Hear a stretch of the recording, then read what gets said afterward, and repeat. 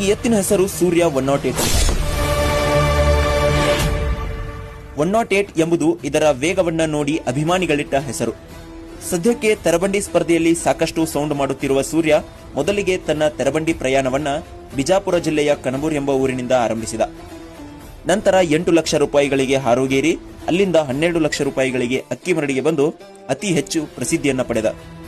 ಈ ಎತ್ತು ಮೈದಾನಕ್ಕಿಳಿದರೆ ಬಹುಮಾನ ಕಟ್ಟಿಟ್ಟ ಬುತ್ತಿ ಎಂಬಂತೆ ತನ್ನ 5 ವರ್ಷಗಳ ತೆರಬಂಡಿ ಪ್ರಯಾಣದಲ್ಲಿ ಸೋಲನ್ನೇ ಕಾಣದ ಈ ಸೂರ್ಯ ಸ್ಪರ್ಧೆಗಳಲ್ಲಿ ಬಹುಮಾನಗಳಿಲ್ಲದೆ ಹಿಂತಿರುಗಿ ಹೋದ ಇತಿಹಾಸವೇ ಇಲ್ಲ.